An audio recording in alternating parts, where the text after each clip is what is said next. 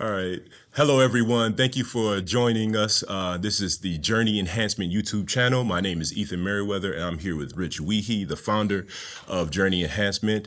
We're here on location in Holly, Michigan, and we're located here in the Carpenter's House Church, where Pastor Brad Teague is the pastor. And we're so glad to be here to share our thoughts with you on Journey Enhancement. Rich, you have a few thoughts on it. Yeah, I do. Thanks a lot, Ethan. And one of the things I like to make clear with everyone who is in attendance is that we typically don't have a specific agenda. We like to talk about life skills, relationships, leadership, and we typically will start talking about something to just get us started. We like it when the audience participates. So if you have questions, ideas, and want to interact, it just makes it more worthwhile for ourselves and the listeners. So to get us started, I was thinking about something this morning as I was flipping around the channels, and I happened to be at a Christian channel. I can't remember the pastor's name, but it was pretty interesting because he had mentioned that, right now, things seem to be rather hectic in our culture, in our society, in our country. And this pastor said something interesting. He said, we're always going through times of change. And, I'm on my going to be on my eighth decade of being around. And I realized that after World War II, our culture was a certain way. I can't remember too much about that. But as times have gone on, we've always been challenged with different types of change in our society. And I started thinking about it from my own personal perspective. And I started thinking about when I was in high school, I knew that I wasn't going to go to college. However, my close friends were going to college. Now, this is back in 1962 and 1963. And I was understanding that when my peers were off to college, there was going to be a portion of their lifetime that was going to revolve around what is college about, what's going to be happening. And back at that time, not only was there the academic possibilities, but there was also this newfound freedom that was going to be discovered after high school, where all of a sudden our parents no longer have control of us, and we could pretty much do what we want to do away from home. And I wasn't part of that environment because I didn't go to college. However, at that point in my life, I was looking at, okay, what am I going to be doing with myself now? What am I going to do that I now have the freedom to do? And I started making some choices. I got married young, I had children young, and some of the choices I made, all the choices that I made, came back at a later point in my life to reveal something or to help me to have learned something. And what I realized today with what's going on in our society is there's a tremendous amount of rapid change occurring. And some of it has a tendency to cause us to be fearful, while other parts of it cause us to say, man, I wonder where we're going to go from here. What's going to really happen? How are we going to use all this newfound technology that we're discovering? How are we going to really benefit for us? So with that thought in mind, I thought I'd like to have a conversation around that. And I was wondering, Ethan, if you had any thoughts about that. Yeah, what's interesting is you said that you're 80 years old now. Going to be 80 years old. Mm-hmm. And I'm not trying to talk about your age. That's okay. I don't like care. That. But I recognize that is 8 decades. Right. So all those changes, yes, during that time. And if you think about the boom of technology in such a short time, there's yes. just been an accelerated point of technology. Yes. And now you are stuck at a place where you have to embrace that. How are you embracing that change right now? Let me go back quite a ways, because there was something that I remember. I was here when the interstate highway system was being created. all these beautiful highways that we have. And I could remember going to a little fair where they had a display that had like these model cars on what was going to be the highway system. And I looked at it and I thought, wow, imagine that. Okay. So I could remember that excited me. I thought that's going to really be neat. The next thing that really excited me when it came time for recognizing change is when President Kennedy announced that we were going to go to the moon. That was exciting. Okay. What I tend to gravitate to in terms of looking at change and how we embraced it is one of two things happen. Either we get excited about what we optimistically believe is going to occur because of the change, or we become fearful, imagining what could be harmful with some of the change that we're going through. So let's just take a look at technology, for example. I've said it before and I'll say it again. I wish we had the technology that we have now when I was in high school. I would have become a much better academic student because of the way that we could learn today. Mm-hmm. So when I look at the changes that have occurred and how they have affected us, the first thing I could remember when there was a car phone, and then we had cell phones. Then Facebook came around. And what I look at is how did those changes start to really impact the way we behave as a society? One of the things I've noticed with the social media is that because there's so much information now and we all have so much access to it, it seems to be very hard to recognize one specific direction that we're all going in. That was easier to understand back in the 60s and 70s and even the 80s. So now what is occurring, this is where I get a little bit fearful, is how do we embrace the changes that are out there in such a way that we could maintain confidence in who we are as a society? So that's really what I'm interested to learn at this time. One of the obstacles that I'm up against in what I do for a living in coaching businesses is I was with a small group of six people that were in their early 20s, anywhere from 20 to 25 years old. And there was some but there were some feelings that were amongst the team that one or two people were feeling isolated because they weren't being embraced by the rest of the people. And what appeared to be happening is they didn't know how to express their concerns to one another. Mm-hmm. So I got them all together, and I'm usually pretty good at asking questions and getting to the root of the matter. I spent 40 minutes with six people, and for some reason, I couldn't get them to talk about what the challenges were. And I felt that it was a complete waste of my time. So what concerned me after that discussion is, what am I missing that I need to understand with that generation of people so that I could break through the barriers that they're confronted with that cause them to have a lack of confidence, that are causing them to be insecure and to be reluctant about confronting one another. I just would like to get some advice from somebody on how to do that, because that's what I felt that I was up against. So with that thought in mind, I'm wondering, are other people up against that too? You have young children. Oh, yeah. My young children are in their 50s, so it's completely different. What do you mean by change? Can you define that for me? And this is what I mean by that. Let me give some context. The sun's out now. If it rains, we say the weather changes. Right. That's a change.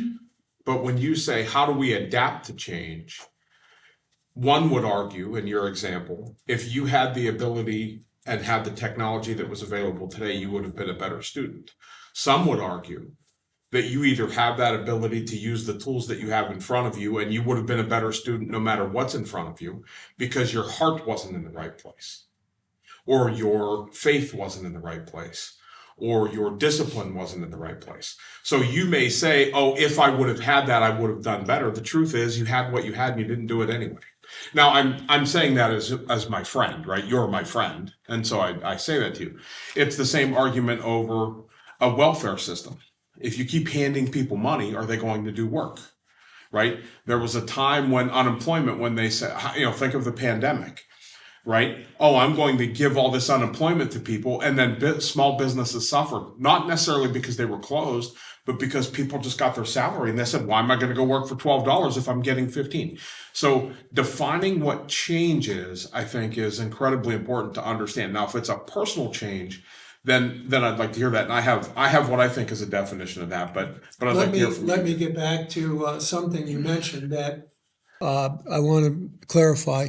When I speak of the things for me, that when I say, for example, if we had the technology back when I was going to school that we have today, I would have been a better student. I only mean that for me from this context. I had a reading disorder and still have it.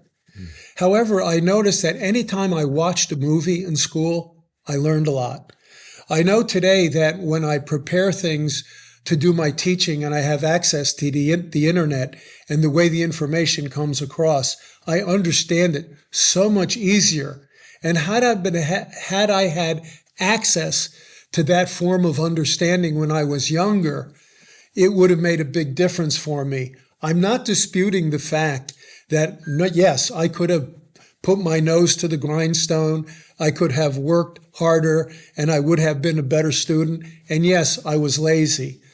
But having access to something that would intrigue me more to cause me to come out of that state of ignoring would have been helpful to me. That's what I mean by that. Now, as far as what has changed, to me, change is when something becomes different than what it is. That's change. I was just going to say, sometimes I think the challenge becomes the technology is coming at us faster than the wisdom is to control. I see this in many aspects of life, meaning take a motorcycle, and for instance, the technology of the speed and quickness of all these crotch rockets and all that stuff, most of the time the power exceeds the ability of the rider. More people are getting hurt because they don't know how to contain or control their behavior with the bike than they do the fact that it's accelerated. Now, take that in a system where over the course of all this time, these decades you're talking about, where our government, marketing, all of these things, a lot of the technology is there to market us, Yes. to persuade us, to get us to spend money on things or to do things in a certain way. And so we're being constantly marketed and constantly bombarded by things. And if we don't have the wisdom to understand what it is that we're hearing, and with the technology, I think sometimes it can go a bad way. I think technology is great. I think the wisdom, it's just like we talk about artificial intelligence. There are some Elon Musk says, it's further advanced and we are able to control, that kind of a mindset. I just think that depending on who's at the helm of steering the boat really depends on where it goes. And if we see over a course of time, even biblically, when money is always the motive behind what's going on, then people's safety is always under challenge.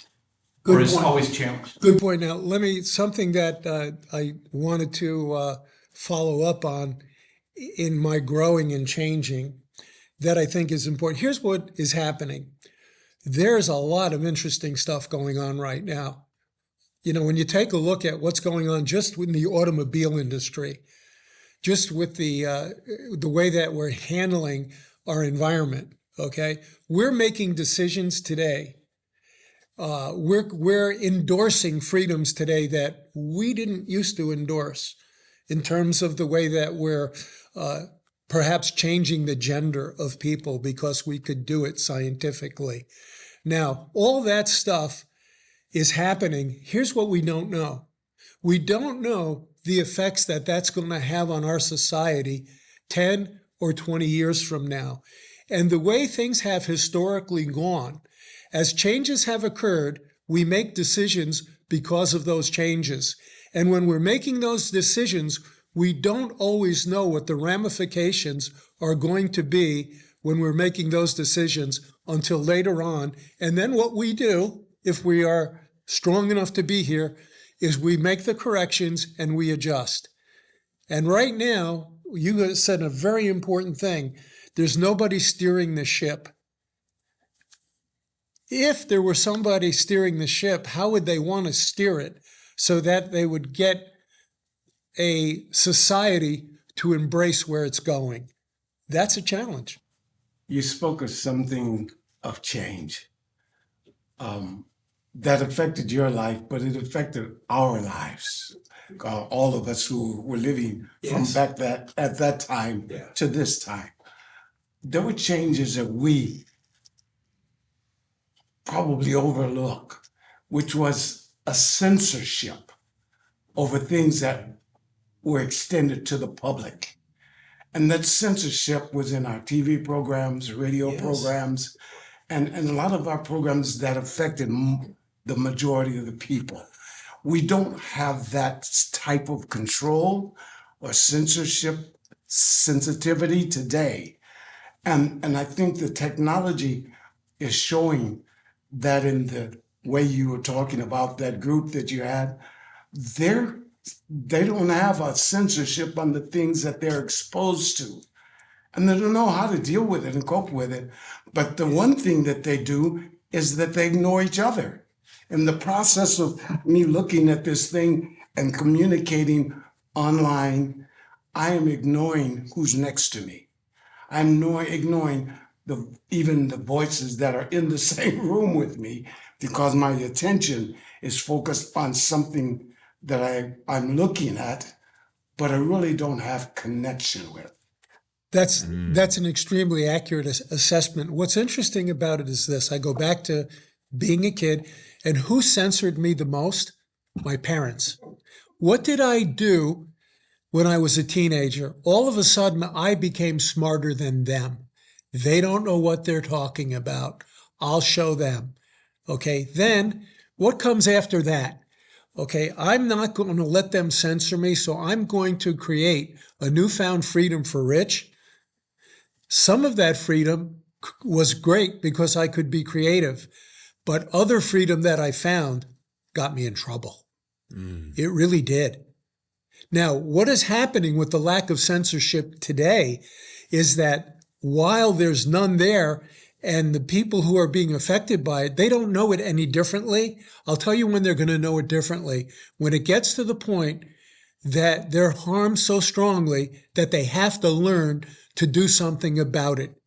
It's like I had to learn from my own experiences how to overcome some of the things that were detrimental to me. For some reason, it's very hard for us, as you know, if you're parents, to have your children do something because you tell them it's the right thing to do. Our society now is going to learn by experience, and it's going to either enjoy or suffer the consequences for the lack of censorship as we go forward. I think how you help that environment is that the Bible says in Proverbs that there's safety in the counsel of many. Take people in a room that have a heart for the good, a heart for everyone, not self-motivated, not self-funded, not motivated by something outside of just the betterment of humanity or people. And you set those people in a room and you discuss the challenges, you discuss That's what we do in the church often. This is what we do in small groups often. This is what you do in businesses often. The challenge always becomes whoever's leading that group needs to make sure they ask the right questions and to do the right things and make sure that the motivation, it's not money that's the problem. It's the love of money that is the root of all evil. And so the why or the motivation behind something always kind of dictates where it's going to move to. So that's always, to me, when you get a group of people in a setting like we have even today, we've got a lot of wisdom in this room. It really helps to ask good questions. It really helps to talk about it from a perspective of how are we going to really manage where the place we're in. The problem with society, and most of the time, we're reactionary. This has happened, now we're responding. Rather than being proactive and having a plan that we're attached to going forward, and whether or not this new information is going to provide what we need or not, we're just responding out of, because we don't know where we're going. Because technology is moving so quickly that we can't adjust to what our goals are as fast as the technology is coming at us. One of the things I've noticed, and I think I've shared with you guys before, that I do watch a lot of Christian TV. And what I'm noticing over the last couple of years is there are a lot of people that are watching Christian television. There are a lot of movements out there that are very sound in terms of the values and morals that we've grown up with. And one of the things that I think would really be helpful is, like Brad said, to have groups of people that could have intelligent conversations without being political, without being religious, and talk about the things that we know work that we don't want to let go of, and continue to use those attributes. For example, I know that, Bill, what you're doing with artificial intelligence, you have enhanced, because of the access that you have to artificial intelligence, you have enhanced my ability to communicate what our YouTube channel is all about. And we're using it in a very positive way. But what we need to do is make sure that as we use the things that are beyond our own capability, that they don't contradict the authenticity that lies within us and within our society. Just thinking about what I projected first, censorship. Christianity has a book that has a censorship. If God values, it's like the scripture says, let the words of my mouth and the meditation of my heart be acceptable in thy sight, O Lord, my strength, my redeemer. If I don't know what his sight is, I don't get to know really what that means. But I have to what? I have to start putting this in my heart. And I don't know that people are putting the word of the Lord in their hearts today because of the distraction of what the world is offering them to entertain them. See, there's so much offered. It's coming from so many directions today that is not censored or not monitored, that people are exposed to.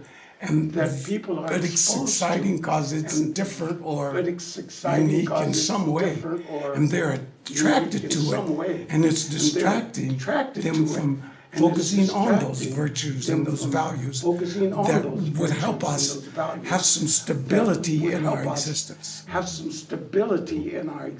Sherman, I said it in passing. You said it in another way, stronger. And I'll go back to the question. What do you mean by change? Again, you said if your heart doesn't change, then you didn't change. You're just adapting to whatever the concept is, right? So I could walk around and I can say, I'm 280 pounds and tomorrow I'm going to be 225 pounds. But if I don't change, if my heart doesn't change, if my attitude doesn't change, if my actions don't change with me, I could say it all day long. Yeah. but if my actions don't come there, so I think we have to look at why people change. And people change in, I think, 4 aspects, right? Probably when they're hurt enough, right? So when someone's hurt enough, they'll change, right? When maybe someone's received enough knowledge that they've learned enough that they'll change, right? That's probably another good aspect of when they'll change. And I had some notes on this somewhere, but maybe when I'm inspired to, Yes. right? When I'm Yeah. inspired to, that's enough to change, Yep. right? That's kind of what you just talked about. And, or when you receive enough of whatever it is, right? So there's learning, and then when you receive enough of whatever it is, you change, right? So think about what you just said about your school part. Yeah. I would change if I would have received different education. Yeah. What's really Right? Yeah. And so I think those 4 aspects, right? Receiving, inspired, hurt, or learned it. And what is really true with what you said, all of that is happening right now. All of that is happening. The question is, at what point does it happen so that, and I've said this before, when the pain of staying the same is greater than the pain of change, we change. And that's what our culture is going to be experiencing. Some of us like what's going on. Some of us don't like what's going on. But, Sherman, you related to the Word of God, and I think I'm with you 100%. What a wonderful way to establish our censorship. Now, not everybody is into the Word of God like you are, or like I may be, or like Bill may be. But one of the things that I think is important for us to understand and to do is we know what pleases God in terms of the way we behave. And I think when we utilize those behaviors, it tends to have a positive effect on people who don't have the same sense of confidence and security as we do. They become curious. How come you feel so good about the way life is when things are so chaotic? And we could say, well, let me tell you where I'm grounded and how I'm grounded. And so much of how we communicate that is critical in terms of causing people to be interested enough to open that book. I like that. One thing that when you were talking about the change, I think that's a very, I would say, and you said censorship, right? The censorship. I think it's very important for us to understand what that change is, because a lot of times, we've changed and we didn't realize that we've actually changed. You know what I mean? And one thing about, like, I grew up in the church and everything, and scripture was shoved down my throat, right? Seriously, it was almost like I'm forced and demanded to read these words, or else God is going to be upset with you. Now, if that ain't a force of change, I can't tell you what is, until I realized that for myself that I needed to take a step back and not allow someone's force to allow me to change, but really look at the benefit of what I read allows me to change. You know what I mean? So one thing that we were talking about is the censorship, the pain. And Bill, you brought up about the pain. You said that there's something that will go along in our life that will cause us to change, right? Whereas the pain experience, and that's the word that I wanted to get to, is the experience alone, right? The experience itself is very, very important, right? So I'm gonna go back in time where I worked at a test facility, and we had a test called thermal expansion. Now, this thermal expansion was about putting heat to a fuel tank at different angles, and the fuel tank had to reach from 60 to 100 within 2 hours.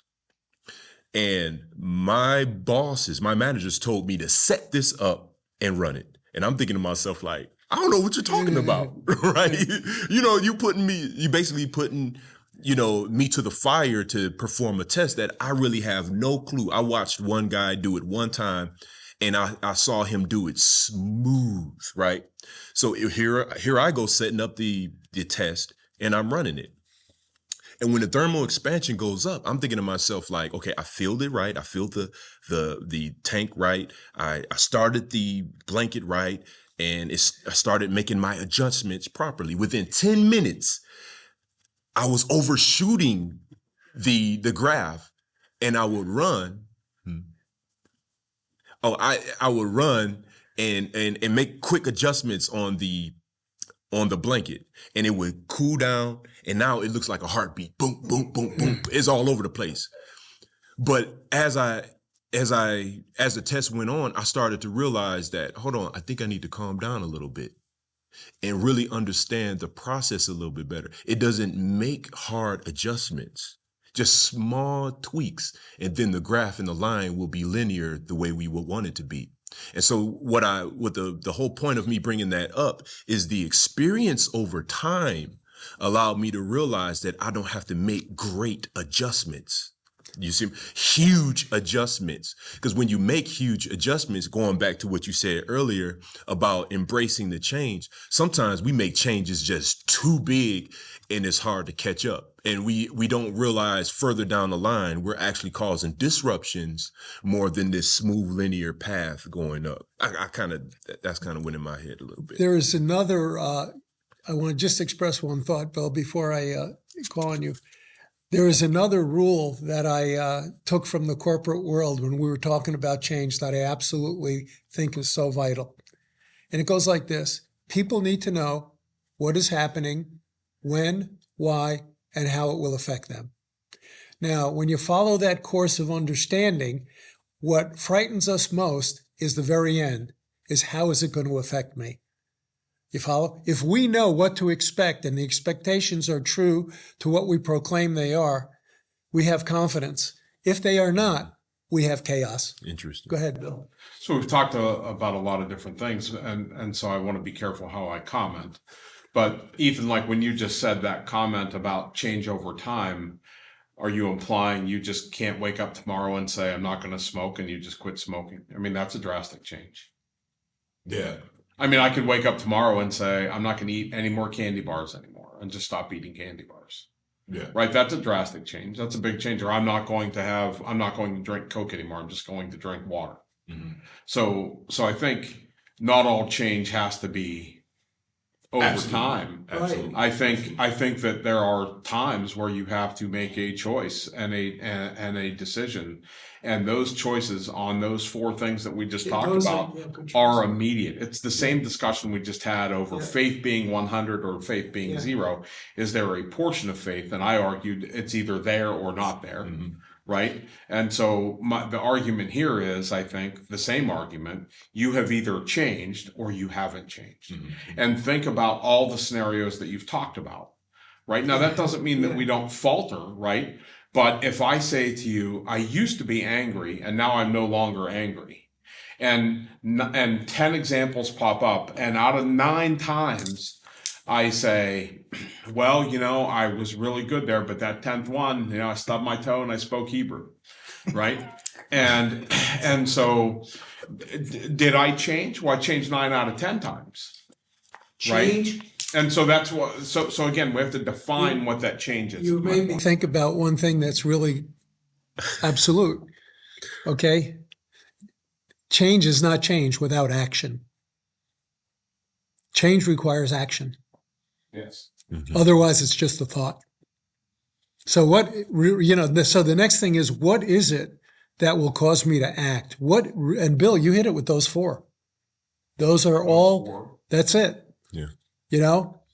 And I think that when I think about how change is for me with what's going on as I perceive the world today, is there's so much uncertainty for me now, not from speaking from my own point of view. There's so much uncertainty for me onto who I'm willing to believe and trust that it's very difficult for me to determine whether or not there's a change in sight that I want to embrace. That's the way I see it personally right now. But that's just me. No, that's a good point. To go back to what you said, Bill, about defining change, and we've been defining it this whole episode. When you make those hard adjustments or soft adjustments or whatnot, the end result that your intentions, maybe you know it or not, right? You have to ask the question, is it harmful? Right? When you make those changes, is it harmful? I think in my life, I will say more and more in the past few years, I've been really trying to discover more and more is the choices that I'm making, is it either harmful for myself or harmful for someone outside of me, you know? And I think that that's when you talk about change, I think that safety should always be, Brad brought it up, in the multitude of counsel, there's safety, right?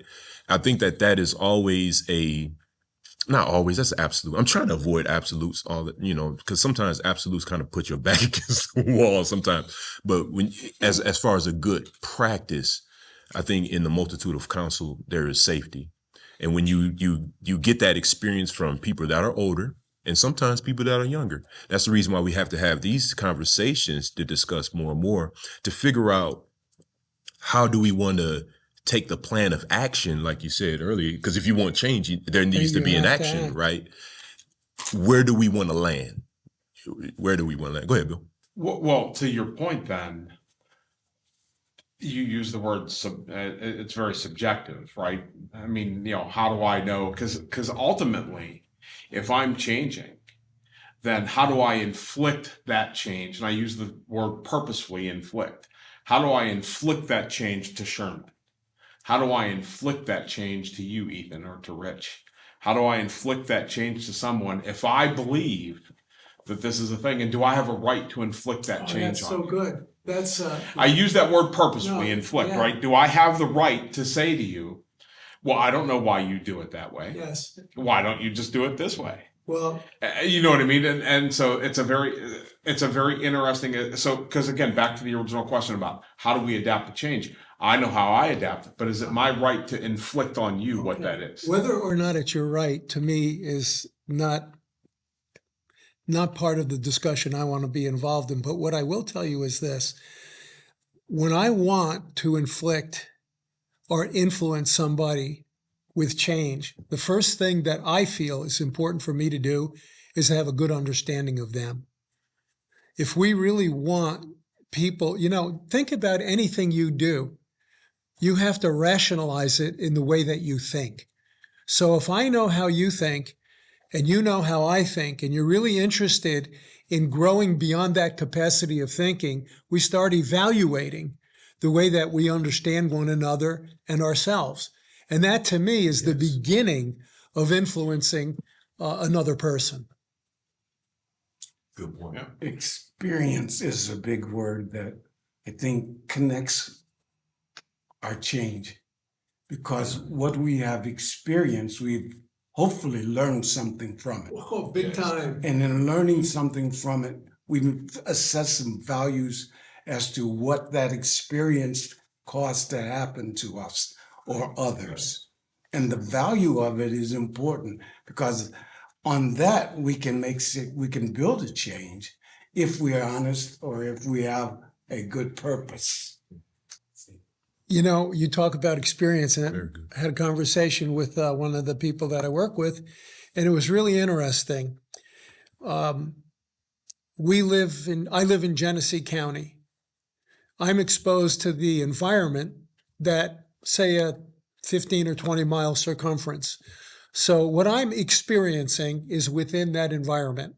And then, of course, if I want to expand it, then I have a tendency to look at social media, the TV, and so on and so forth.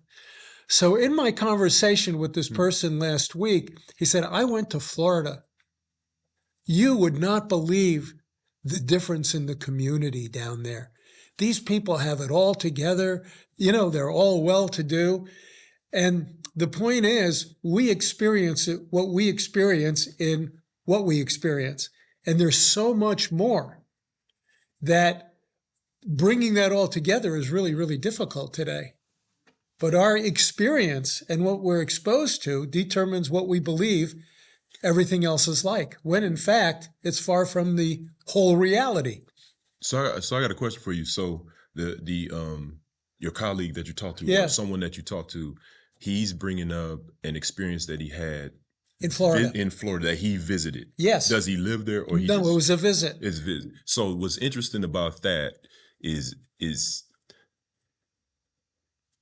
he was there for a short time. Correct. But if he lived there long enough, he'll probably identify Yeah, it would be some things that he like, Yeah. whoa, this Yeah. is not what I what I thought it was. what I thought it was. No and doubt. that's another thing. Yeah, as well. there's no doubt about it. It But really is. I do like when you brought about the circumference, this circle, this circle, yeah. circle that you find yourself in, and that's a comfort zone, right? Or would you call Well, that a comfort it's zone? my world of reality. world You of know, I reality. could only relate to what I understand to be the things that that I relate to.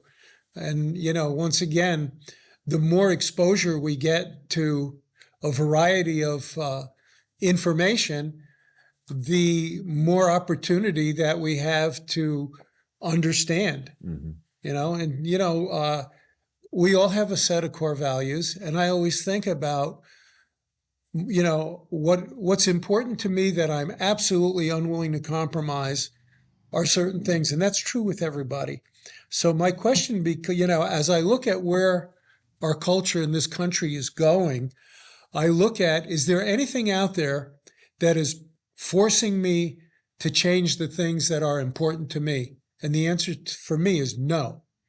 However, there's other generations, like the people in their 20s or 30s or even 40s, that maybe they're still trying to determine what those attributes should be based on the activity of the environment that they're currently participating in. Interesting. You know, there's differences there. You know, I'm steadfast on what got me to where I am today at going to be 80 years old. But I can't expect a 22-year-old to feel the same way.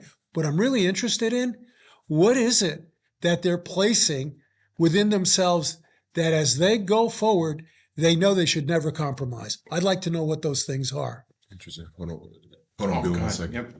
I was just going to say, you know, I think what happens is, and I read this in a book, to be honest, is the effort that we put in when we're in survival mode to keep from drowning. If we're in a water situation, and we'll kick and scream and jump and do whatever we got to stay above the water. But once we know that we're not sinking under the water, we stop kicking. We stop doing a lot of things. If we use that same effort above water, how much further would we be along? Good point. If we kept and maintained the same striving for the excellence in our life, not just to survive, but to go beyond. Most people stop the pursuit of truth or finding the best or really evaluating things. And it's, you know, there are some things that don't matter. I don't care what color you like. I don't care, you know, all that kinds of stuff. And even when it comes to Christianity and relationships and all this types of stuff, as a pastor, my greatest hope and desire is that people are pursuing. Because God will speak to people who are in pursuit, that have a heart towards Him. If there's an adjustment needed to make, He will continually push them in directions that will cause them to question and to be challenged, so that they continue to look up and look for the answer. But the people that don't pursue, and the people that aren't still kicking even above water, are the ones I'm concerned about, because we become complacent or we're just not getting where we need to be, and I just think there's something to be said about those who continue to pursue, even as they get a certain understanding. There's still more to learn. There's still more to even about people. We don't spend as much time investing into finding more out about people and where they're coming from and their perspectives and their thoughts. And what you've, Rich, have said often is, you know, if you really want to have a good conversation, you have to listen, you know, actively listen to what somebody's saying so that you can provide, you know, a decent response. When you started your point, you talked about being in survival mode. And one of the things you talked about is your relationship with the Lord in terms of a perspective that you built within yourself to know that that's what you're going to grab onto as your sense of power, strength, and security. When you ask that same question to a person in their 20s today, what is your source of power, strength, and security that you're going to grab that's keeping you to be who you are and never compromise? I'd be interested to know what their answer is, because so far I have been unable to find that answer. And I think, as a human being myself personally, without the values that were instilled in me growing up, Yep, I would not be the person that I am today. exactly. You know, at 76 years old, I still have to use that same attention toward those values Yes. in the midst of all the changes that have taken place in our environment and in our lives. Now think about this. When we were growing up, when you didn't embrace those values, what did your parents do? You bet. They basically held us to account. And they made sure, especially at a very young age, as I'm a teenager, I don't care what they say. I get that. Okay, but those values are there by then. And even though you're not embracing them, you know you're not complying with them. And that has an impact. Okay, today, number one, to find the values is difficult because some children aren't being reared that way. And number two, if they have them and they don't use them, how are they being held to account? And in this society today, what I'm beginning to view is it really doesn't matter. Everything's okay. Well, when everything is okay and it really doesn't matter, 10 years from now comes back to create a tremendous deficit or detriment. At that point, we're going to say, you know what? Maybe mom was right. So to give that a more powerful meaning, because I agree with you, but that's like telling my daughter who has type 1 diabetes, I know you take insulin, but you got to quit eating chocolate cake, because she was a kid, right? Yeah. So when she was 10, she got diagnosed with type 1 diabetes, right? And you can't go to a kid that's 24 now and say, look, you're going to lose your foot.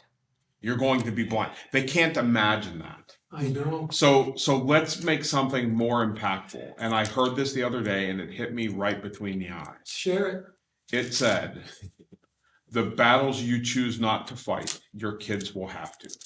Boy, that's good. And That man, is when so I true. read that, I was like, Yeah, you're wow, that was everything that, because then I started to Okay, think Bill. about all the things my parents didn't fight and their parents let me didn't touch fight on that, if and I all the may. things I've had to overcome. And I thought, man, did I That's excellent. Let me kill tell my you, kids, right? because one of the things that I've realized is that very comment that you made. And I'm not going to say, I want to tell you what I've done with it. And I'm proud of this. I share my shortcomings as I was growing up with my children. And I let them know that there were times when I've ignored them and I've overlooked them and I've been selfish, okay? Because at least I want them to understand I missed it, okay? And whether or not that speaks to them wanting to listen better, I don't know. That's all I know how to do. Yeah. But you are absolutely so right. Yeah, the battles we don't fight, our Yeah, kids how will do I have to. tell Man, my- that hit me right in the Yeah. face. How do mean, I it was tell like- my kids not to drink when at one point when they were 8, 9 years old, I was having a Manhattan before dinner? Right. Or even in our general conversations, Yeah. we talk about how we used to do this and used to do that. Yeah. We highlight it in our own minds. Exactly. And then our kids feel like, gosh, I don't have any of those near-death experiences when I was on my motorcycle. I don't have those near-death this or that when I jumped out of the airplane or did that stupid thing you did. And so they're feeling like they're lacking or missing out on something that you did that you got away with, that they're wondering if they should have been doing something to get. I just meant sometimes how we highlight the things that God's kept us from dying or kept us from out of, that we make sure we don't capitalize on it with our kids so strong that they feel like they've missed out on something. Yeah, I think that one of the challenges that I'm confronted with, and so are all of you, is how do we make up or how do we put back what we took away from our children when they're later in life? In other words, we know one of the things, Father's Day is tomorrow. And one of the things that I've said repetitively, is there's very few things that I wish I could do over again. But the one thing I really wish I could do over again is to be a father. And I'll tell you why. None of us were a father until we were a father for the first time. And then we utilized the reality of life, where we were in life, to try to figure it out. And then when our kids grow up, we look back and realize if you could have done it different, what you would have done. So the question today is, seeing where the world is today, what could we do to restore what we took away from it to begin with? That's the question. It sounds really simple. It's not, but it's truth. And that is to reintroduce the God that is unknown to most people. You cannot take the God of creation out of the equation and expect people to figure out who they are and where they need to be and when they need to be there. Right. That's the biggest challenge I think that we find as fathers, is being able to help. We first have to have a compass ourselves before we can tell people where to go and give them direction. That's it. And sometimes if we don't have, an idea where the lighthouse is at or where we're in perspective out at sea, when the storms come, we need to be able to give people directions, not just tell them, hey, make sure you know how to swim because we're going out.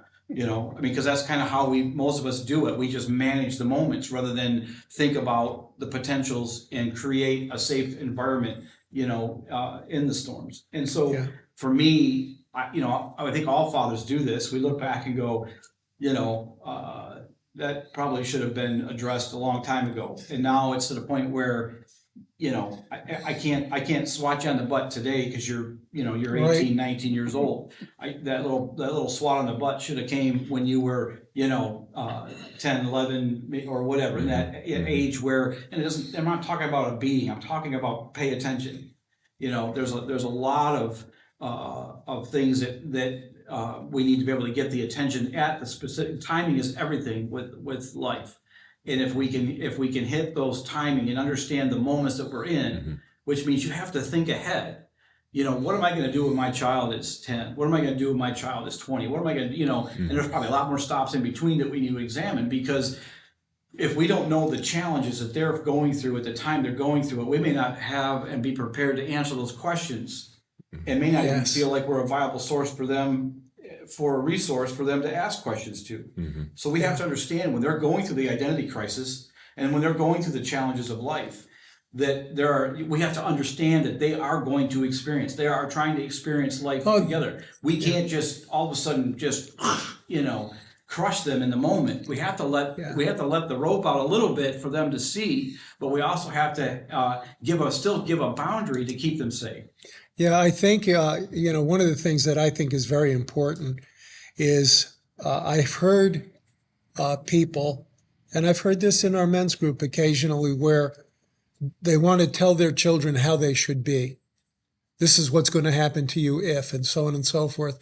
I think a good approach, and I've done this with my own children, and I'm proud of it.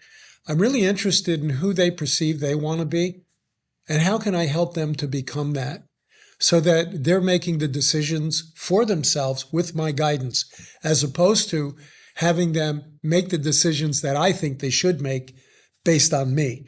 You follow? And that's where I think some parents miss it today, is the inability to truly understand where their child is coming from. There's a scripture in the last scripture in the book of Judges, the last verse, it says, in the very first verse of Ruth's book, it says, in those days there was no king in Israel. Every man did what was right in their own eyes. Okay, when there's no guidance, when there's no father in the home, there's no direction. If it doesn't matter whether you're running a business, it doesn't matter whether you're talking about being a parent. Anytime there's a lack of leadership and people that understand how things should go, and there's nobody with a compass, then there becomes a famine in the land. This is because it goes on into Ruth, and it says, now it came to pass in those days when the judges ruled that there was a famine in the land. So the idea is, when there's a famine for truth, when there's a famine for understanding and direction, then people, they'll become a point, and we see this in society. Look, right now, there's such a famine for truth and reality that at some point, people are going to get so fed up of... Well, go back to very beginning, what you read at the very beginning. read that again, just the very beginning of what In you those said. days, there was no king in Israel. Every man did what was right in their own eyes. Okay, stop. Because what I see, and this is a good way to, this will be in our next, what you're leading into is leadership. That's really what was missing there. And what I would love to do with you guys is an episode based on how we perceive leadership, some of the attributes, things like if you're interested. Okay, but I think that's definitely something that is very intriguing to a lot. Anytime I've ever mentioned leadership to people, I always get, they're interested. So I'm wondering what could we do with that so that we could expose some good ideas, thoughts, and wisdom about leadership at another episode, perhaps. But that you made me think of that, and I wanted to interject that. I think a good thing to do on something like that would be to get with people that either have been excellent in that particular mode, and Yeah. everybody brings a little bit about their understanding when it comes to leadership. I can remember going to the over there at I think Carter's Plumbing or whatever, and when we sat in that Oh, yeah, I room, remember that. and the chief of Genesee County, the Yeah, sheriff, yeah. came in and he spoke as a leader over all of the people that he serves with, and he gave this is what's working.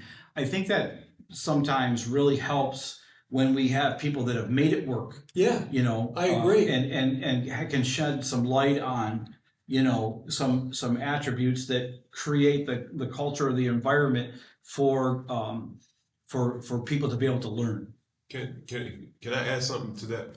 Oh, good. One thing that and that's excellent about the leadership. And Bill, you could probably chime in on this because you own your own business, Job's Technology, right? So you probably seen failures. You've probably gone through experiences where one word, as you guys was talking about, that jumped in my head was contingency. When you think about a contingency plan, like in leadership or whatnot, you should not give up. The very moment you give up, then purposes are not finalized. Right. You know what I mean? There's the contingency plan or thought process calls you to ask the questions and say, what can I do better? How can I avoid this from never happening again? When we talk about being fathers or whatnot, man, like you regret, I should have did this better. Well, the contingency plan is that I've learned from my experience and this is what I'm going to do next time moving forward. You know what I'm saying? We all are, you know what I mean, in some regard. One of the adjectives that I associate with leadership is power. And my definition of power is two words: profound influence. And when we were talking about Bill, one of the things that Bill contributes to society is his profound influence. Yeah. He really has it. From what I know of you, Bill, every business interaction you have had a extremely high level of influence over it. So you will be one that I would really want to draw from when it comes to just the way you are in terms of how you view your role as a leader, if you're wanting to play later on. Yeah. So a good time to wrap it up. I just one comment. I don't like the word contingency plan. I used to use that term a lot. I look at the term. Words like nobody else. I look at the term now as risk management. Because when you think of contingency plan, it's a give up. Yeah, exactly. When you look at risk management, it's always move forward. Yeah, that's you see good. what I'm saying? So if you look at it that way, then because there's a lot to be said that sometimes stillness is the answer. Okay, stop there. I got to interrupt you because you did something incredible that I got to comment on. You have programmed your mind on a certain way to think, and you're so sensitive to it that you listen to every word that is spoken. Incredible. Yeah, very good. I agree. I agree with that as far as instead of using contingency and risk assessment. See, in automotive, they actually use both. They use them interchangeably, which is probably not, I think you're taking it to a step. You're defining, what you about to say? Well, contingency is an alternative. Risk is a chance. In other words, when you talk about a contingency, you're usually talking about having to go from one mode to another. Yes. When you talk about risk, something is going to occur and you haven't identified the mode that you're going to choose as an alternative. Well, okay, I'm gonna speak on my experience in the Yeah, automotive go ahead. industry, right? So we have a plant that makes parts for a automotive company, right? Mm-hmm. If a lightning strikes, boom, and take out the equipment, the contingency Yes. plan is that we have another plant that Alternative, can make. correct. Yeah. So that's kind of how I was Yeah. using the contingency Yeah. plan. Oh, same And- thing in the Army. We had contingency. But that was yeah, established in a risk management. That's my point. People confuse Yeah, contingency. risk will require contingencies. Yeah. Well, people confuse Or maybe. contingency with change and step backwards or change of direction. Yeah. If you use contingency that way, it's part of risk management, Gotcha. and then it's not Understood. a change in direction. I'm still a father. Yeah. But am I going to take the risk and yell at my kid for this action? Or is it a teaching moment? Or what's the risk assessment that I'm going to go through? Business, same way. Faith, same way, right? Work, Yeah. Years ago, I probably wouldn't have said to somebody, I say all the time, I don't talk about politics and religion when I'm out in public. Now I find myself talking more about religion in public, right? Because I manage that risk a little bit more, and I say, well, there's nothing wrong with this, right? So I find myself doing Gotcha. that a little bit more. So Beautiful. again, when you use contingency as a change and plan, that's different. And that's what's bad. It has to be risk management, and then Okay. the contingencies is part of managing the risk. Yeah, I You like said that. something I that's like very critical to the basis by which we started this conversation. And that is that at one point you weren't as outspoken regarding your faith, your religion, as you are now. What that step has taken for you is a step that our society needs to take in terms of the foundation of the good word that we're learning it from. We have to learn to be a little bit more comfortable speaking about the benefits of it. Yes. So I really value what you're doing there as a person. Oh yeah. And I'll say this: I love how the Bill is constantly evaluating. You're Oh, I always think evaluating the decision. You're always could I have done this better? Could I have? Is there more than what I'm seeing? To me, that's the pursuit I was talking about. Yep. Every pastor really just wants to see people in pursuit. You don't have to do it the way that God's put me through it, because He does that for me because of my personality, what He's designed in me. The mode of getting you there may be different than mine, but He still wants the same result. He wants relationship. Brad, what's interesting, I was thinking as you were talking, I have this thing that I say to Rich, everything you think, do, or say should be pleasing to God. Now, based on the Word of God, think about this. If everything we did was pleasing to the Lord, don't you think it would be pleasing to one another? All we have to do is know what's pleasing to the Lord. It's not that complicated. And He said, and that's why He said this. That's why Jesus said it this way: love God with all your heart, with all your soul, with all your might, And lean not and on love your- your neighbor as yourself. Yeah. When you're doing things out of love, and your motive is love, loving from this perspective first between you and God, then you know how to love other people because you're doing it through God's eyes to them. Yep. And that's why the scripture says, thy word have I hid in my heart that I might not sin against thee. We first have to know what God Yes. has purpose for us. It's Yes. like my father and my mother were good examples to me as a parent. I watched them, I lived with them, I observed how they interacted with each other, and they showed respect for each other and for us, we, their children. That made me who I am today. Exactly. Because it was good. It was a good example. It was a good example because they were mindful of the way the Lord wanted them to live and raise us as their children. I think it would be good advice, and I'm speaking to the older people especially, for us to take on our society the same way and to look at those who are behind us as our children and what do we want to leave with them and show to them that will give them the same sense of security and confidence that we have. Amen. Yes. Powerful. Cut. That was good. Yeah, good job. Good stuff. Thank Good you, stuff. Bill. Thank you, Sherman. Thanks Thank everyone you, for Brad. showing up. Thank you, Dave. Judy. And Judy, Thank you. what did you think? Was it okay? I think it's very good. And because I come at it from a woman's perspective, having lost my husband, sometimes I didn't realize how much I leaned on his wisdom. Yeah. I feel absolutely like that. That's Picked my another house whole up and session. set it back down and